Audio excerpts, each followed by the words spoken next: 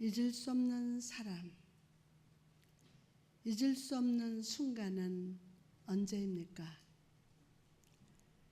가만히 돌아보면 내가 생각하지도 못한 사람의 도움, 기대하지 못했던 상황, 도움들이 있었음을 부정할 수가 없을 것입니다. 오늘 나의 삶을 만든 그 근원, 이 시간 시를 나누면서 함께 생각해 봅시다. 그림. 사람들은 나에게 어떻게 시를 쓰는지를 물어봅니다.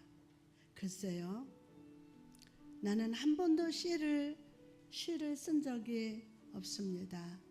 왜냐하면 시는 느껴지고 보여지고 생각나는 풍경을 그리는 화가이기 때문입니다. 눈에 보이는 그 찬란한 풍경들을 보고 눈앞에 연필을 들고 스케치하고 하나의 생각, 아름다운 풍경, 사람들의 표정, 인생의 조각들을 하나씩 그리다 보면 마음의 눈으로만 보이던 것이 종이 위에 그려져 있을 뿐입니다. 당신도 시를 잘 쓰고 싶은가요? 그러면 책장에 먼지 뒤집어 쓴 하나님의 말씀을 펴고 한 모금 마셔보세요. 그 은혜의 풍경을 바라보세요. 당신의 눈앞에 그려진 풍경, 그 누군가를 감동시킬 한 편의 시가 그려지고 씌어질 것입니다. 할렐루야. 오늘도 말씀으로 은혜 받게 하신 하나님을 찬양합니다. 이 시간 지혜의 영이요 계시의 영 되신 성령께서 말씀 가운데 임하시사 여러분 각 사람이 하나님을 더욱 깊이 알아가게 하실 줄 믿습니다. 지난주 우리는 바울의 기도를 통해서 하나님을 더욱 더 친밀하게 알기 위해 우리가 구해야 할 것들에 대해서 나누었습니다. 먼저 우리는 지혜를 구해야 한다고 했습니다. 뭐를요? 지혜를 구해야 한다고 그랬어요. 지혜는 헬라어로 소피아라고 하는데 이것은 하나님에 대한 진리들을 삶의 상황 속에서 적용할 수 있는 능력을 의미한다고 했습니다. 그리고 우리는 삶 속에서 시간의 지혜와 위치의 지혜를 받아서 주님 앞에서 항상 겸손하며 5분을 살아도 주의 영광을 위해서 살아야 한다는 것을 깨달았습니다. 그럼 오늘 바울의 기도 속에서 우리가 구해야 할 것 두 번째는 무엇입니까? 두 번째로 계시의 영을 구해야 돼요. 다 같이 계시의 영, 이걸 구해야 돼요. 아멘. 자, 한번 이렇게 반드시 앉아봐요. 바로 앉아봐요.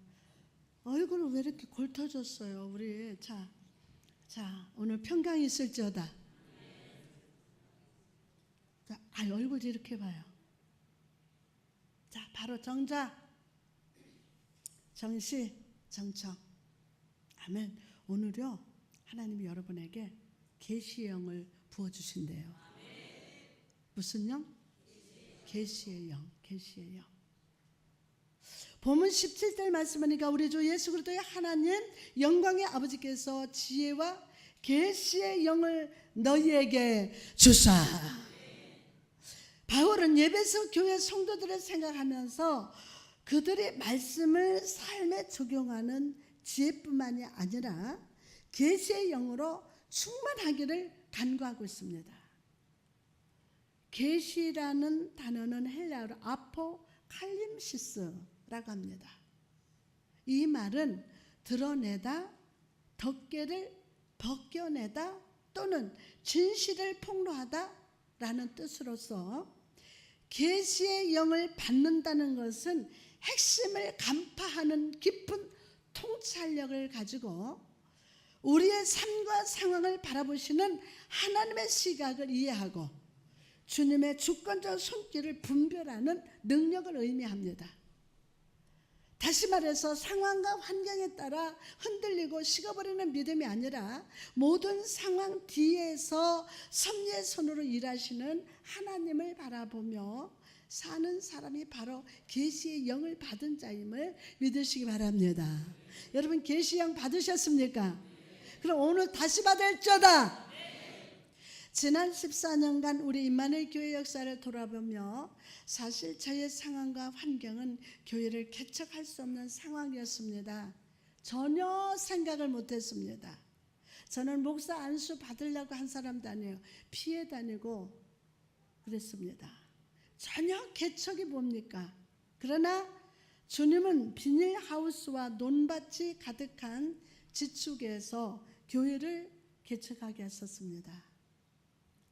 부족한 종을 세우셔서 말씀을 선포하게 하실 때 놀라운 성령의 충만과 영적 부흥의 역사가 나타났습니다.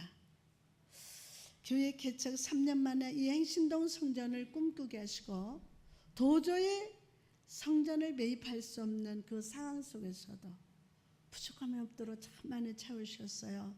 그리고 갑자기 새벽 예배하면서 얘야 사랑의 식사 지역의 어르신들 식사 대접하라 선포했더니 또 그 지금 5년 동안 계속 하고 있습니다. 섬기고 이 어르신분들이 우리 교회 많이 홍보도 하고 너무너무 행복하세요. 진짜 9월 달부터 다시 시작합니다. 8월 한 달 쉬었지만 그리고 구원의 복음을 전하게 하셨고 부족한 종을 사용하셔서 참 많은 지역에 가서 이 나라 저 나라 가서 주의 복음을 많이 전하게 하셨습니다. 그래서 영혼들을 구원케 하셨고 이 모든 것이 하나님의 은혜요 하나님이 하신 일인 줄 믿습니다. 다시 한번 하나님께 영광의 박수 올려드립니다. 저는 오늘 우리 모두가 다시 한번 성령을 의지하여 계시의 영으로 충만하시기를 소원합니다. 왜냐하면 교회 밖에 우리의 삶은 여전히 힘들고 문제와 염려의 여리고성은 굳건하며 믿음을 흔드는 사단의 유혹의 화살이 항상 날아오고 있습니다. 교회라는 것은 영적 전쟁터에서 살아가요. 수많은 불화살이 의심과 불신, 악한 것들이 항상 날아옵니다. 성령 이 시간 이 말씀 가운데 기름 부어 주시사 우리 모두가 계시의 영으로 충만한 자가 되게 하여 주옵소서. 자, 그럼 성령을 통하여 계시의 영으로 충만한 자의 영적 특징은 무엇일까요? 첫째로 내 인생의 근원과 목적을 분명히 안다는 것입니다. 와, 이거 중요합니다. 내 인생의 근원과 목적을 분명히 안다. 저의 딸은 오래전부터 요리를 배웠습니다. 한 9년 동안 최경수 그 요리사 학원에 이렇게 다니면서 요리를 배우는데 그래서 음식점에 가서 맛을 보면 어떤 재료를 사용했고 어떻게 요리했는지를 즉시합니다. 그 자리에서 냄새 맡고 맛을 보고 그러면 또 컴퓨터를 다루는 사람들은 이렇게 우리 아들도 보니까 컴퓨터를 쓰다가 고장 나거나 문제가 생기면 즉시 그 원인을 알고 잘 고쳐줍니다. 그럼 여러분에게 질문 하나 하겠습니다. 성도된 우리가 예수 믿는 자라서 반드시 알아야 할 것이 무엇입니까? 반드시 알아야 되는 게 뭐예요? 요한복음 13장 3절에 보니까 저녁 먹는 중 예수는 아버지께서 모든 것을 자기 손에 맡기신 것과 또 자기가 하나님께로부터 오셨다가 하나님께로 돌아가실 것을 아시고 예수님께서 이 땅에 계실 때 그분은 당신이 하나님으로부터 오신 것 바로 근원을 알고 계셨어요. 어디로부터? 당신이 하나님께로부터 오신 것 바로 그 근원을 알고 계셨어요. 또한 예수님은 이 땅에 영원히 거할 것이 아니라 다시 돌아가야 할 곳이 어딘지를 분명히 아셨습니다. 다시 말해서 목적지를 알고 계셨다는 거예요.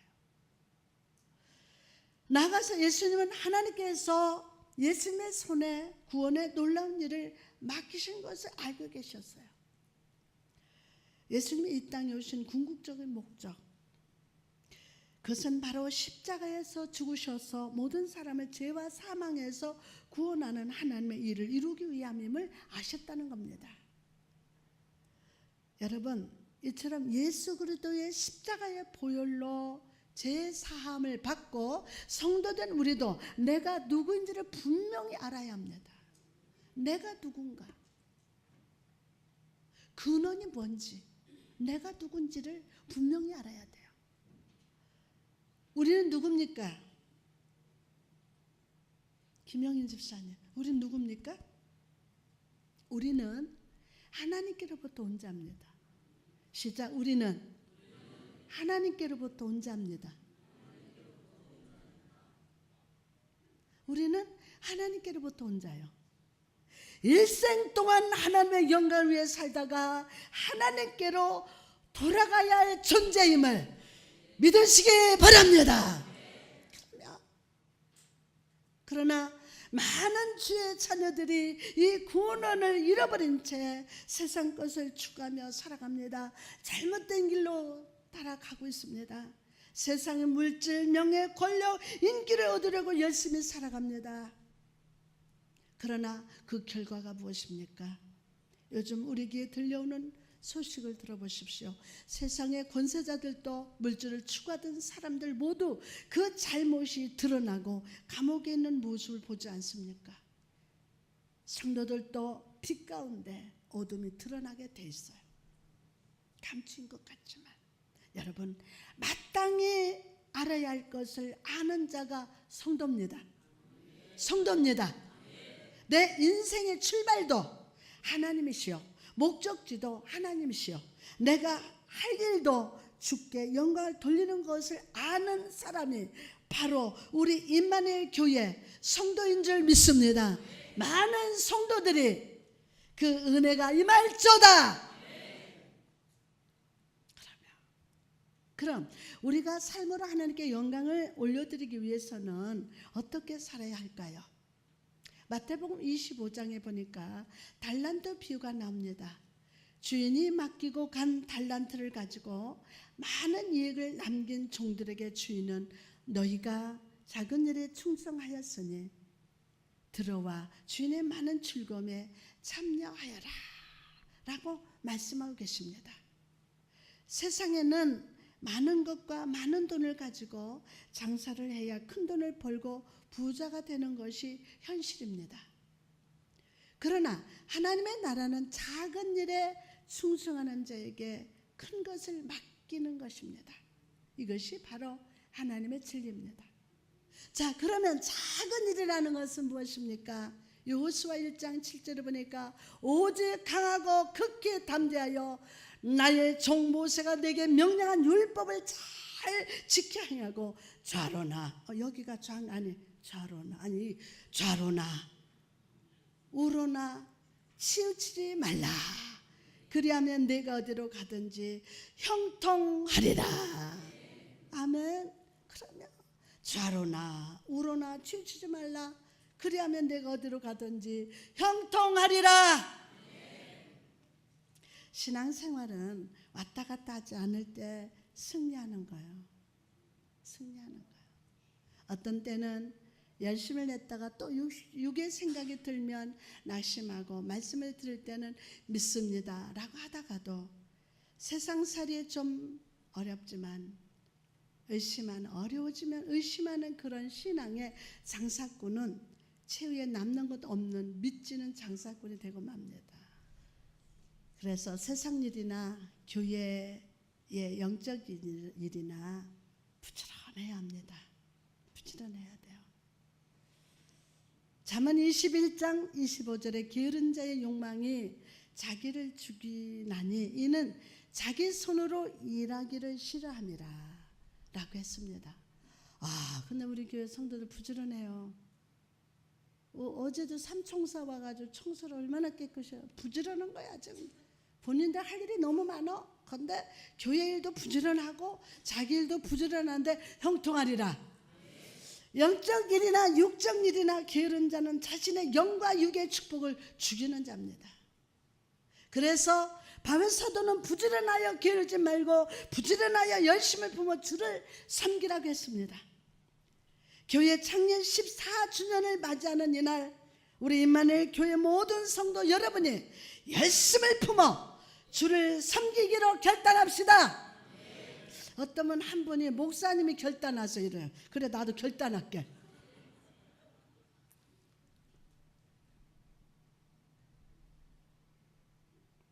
그래서 다른 성도들보다, 다른 교회보다 30배, 60배, 100배 부지런해서 100배나 영적으로 부흥하는 영광의 역사를 일으키는 선한 청지기가 되시기를 주님의 이름으로 축원합니다. 할렐루야. 또한 주를 섬길 기회를 놓치지 말아야 합니다. 주를 섬길 기회를 놓치지 말아야 돼요. 5달란트 받은 자는 바로 가서 그것으로 장사를 했습니다. 2달란트 받은 자도 바로 가서 그것으로 장사를 하였다고 했습니다. 이것을 바꿔 말하면 기회를 놓치지 않고 적절히 활용했다는 겁니다. 하나님의 영적 일이나 세상의 일에 무엇이든 기회는 오기는 어렵고 놓치기가 쉽습니다. 기회는 오기는 어렵고 놓치기는 쉽습니다. 때문에 하나님께서는 여러분을 세상에 보내시고 그 날짜와 시간과 기회를 주신 거예요.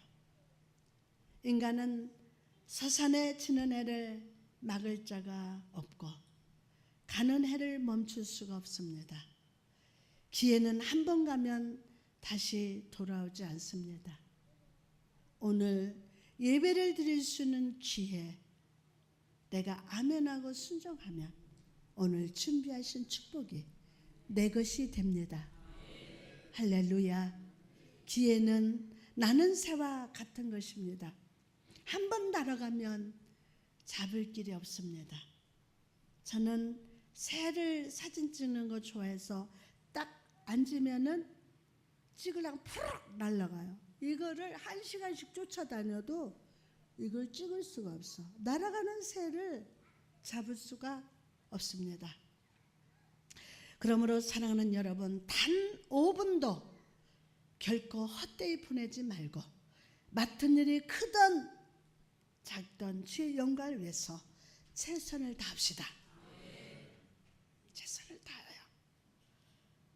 그래서 인생 마치는 날 주인의 즐거움에 동참하는 영광을 누리시기를 주의 이름으로 축원합니다. 다음으로 계시의 영으로 충만한 사람, 그 두 번째 특징은 무엇입니까? 두 번째로 하나님이 내 마음을 아심을 압니다. 하나님이 내 마음을 아심을 압니다.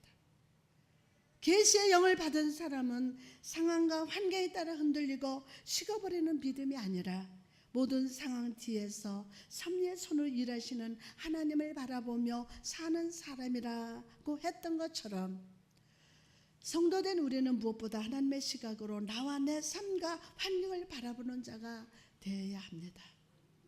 다윗은 이런 하나님을 알았습니다. 우리 성도들도 이런 하나님을 알았습니다. 그리고 그 하나님께 이렇게 고백합니다. 시편 139편 1절에서 4절 말씀 보니까 여호와여 주께서 나를 살펴보셨으므로 나를 아시나이다. 주께서 내가 앉고 일어섰음을 아시고 멀리서도 나의 생각을 밝히 아시오며 나의 모든 길과 내가 눕는 것을 살펴보셨으므로 나의 모든 행위를 익히 아시오니 여호와여 내 혀의 말을 알지 못하시는 것이 하나도 없으시니이다. 나의 혀의 말을 알지 못하시는 것이 하나도 없으시니이다. 다윗에게 있어 하나님은 자신의 생각을 아시는 분, 입으로 말하지 않는 마음 깊숙한 곳의 말도 아시는 분이셨어요. 자신의 행동, 생각, 마음에 이르기까지 모르는 것이 없는 분이시기 때문에 다윗은 어떤 상황이나 환경 속에서도 믿음이 흔들리지 않았습니다. 두려워하거나 도망가거나 피하지 않았고 회피하지 않았고 오히려 굳건한 믿음으로 시험과 고난을 극복했음을 믿으시기를 바랍니다. 시편 23편 4절 보니까 내가 사망의 엄침한 골짜기로 다닐지라도 해를 두려워하지 않을 것은 주께서 나와 함께 하심이라. 주의 지팡이와 막대기가 나를 안위하시나이다. 여기서 다윗이 사망의 음침한 골짜기라고 말한 것을 주목해 보시기 바랍니다. 이것은 인생 속에 다가온 위기, 실패, 고난을 의미합니다. 그러나 내 생각을 아시고 마음을 아시고 삶의 모든 행동까지 아시는 하나님이 나와 함께 하고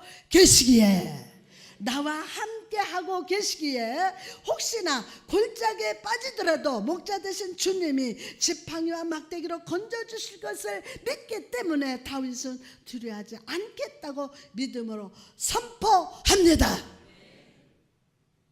많은 사람들이 왜 하나님이 나에게 이런 어려움과 고난을 주셨냐고, 왜 이런 질병에 걸리게 하셨냐고 하나님을 원망합니다.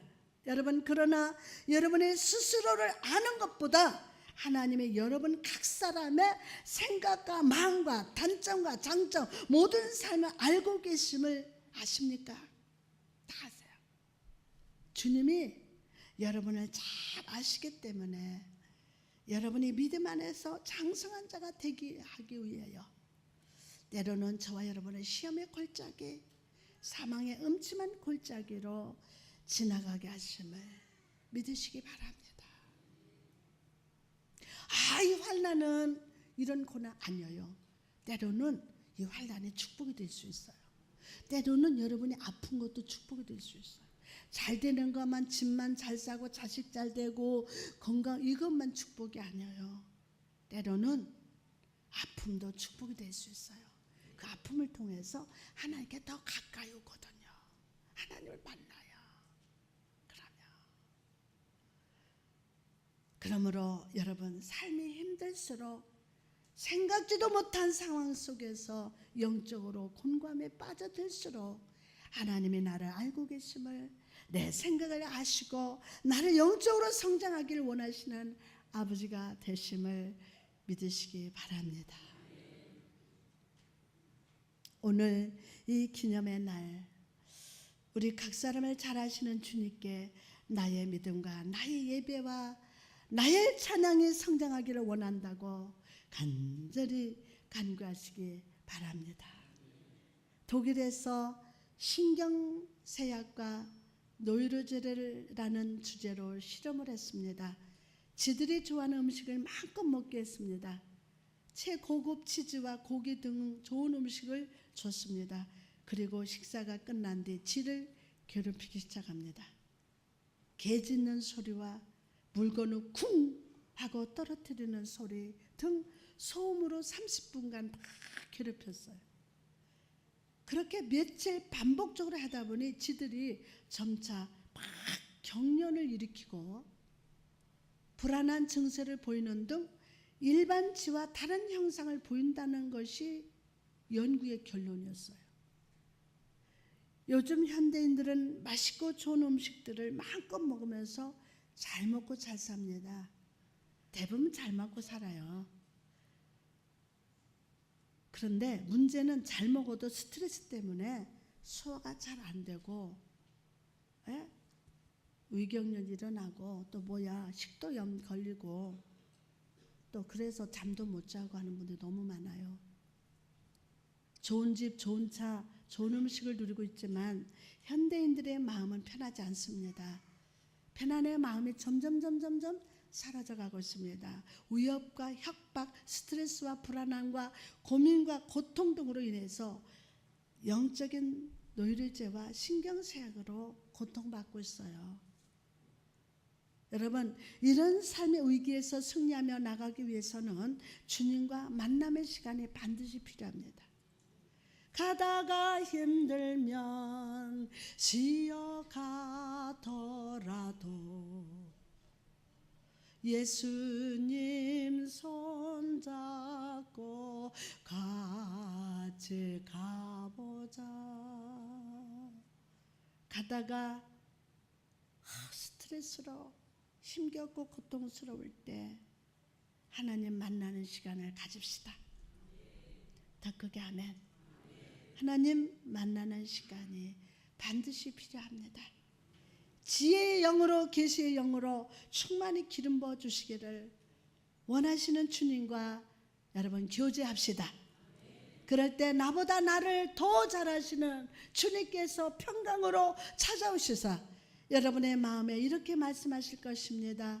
데살로니가후서 2장 16절 말씀 보니까 우리 주 예수 그리스도와 우리를 사랑하시고 영원한 위로와 좋은 소망을 은혜로 주시는 하나님 우리 아버지께서 너희 마음을 위로하시고 모든 선한 일과 말에 굳건하게 하시기를 원하노라. 여러분 하나님은 우리를 사랑하십니다. 그것은 동정이 아닙니다. 우리가 어떤 사람을 대할 때 그 사람을 마음으로 싫어하지만 그가 고통당하는 것을 보고 동정할 수 있습니다. 아, 저 사람이 정말 잘 살았으면 좋겠다. 사랑하는 건 아니에요. 동정이에요. 참 행복하게 살았으면 좋겠다. 동정을 할 수 있어요. 그 사람을 볼 때마다 분노하고 참을 수 없지만 우리는 그가 아파할 때 함께 슬퍼해 줄 수 있습니다. 그러나 하나님께서는 우리를 동정하신다거나 긍휼을 베푸신다고 말씀하지 않았습니다. 주님은 동정이 아니라 우리를 사랑하십니다. 이 자리에는 자녀를 키우는 부모들이 다 자녀를 키웠어요. 여러분 사랑하는 자녀를 품고 안고 있을 때 자녀를 어떻게 생각하십니까? 어떻게 생각해요?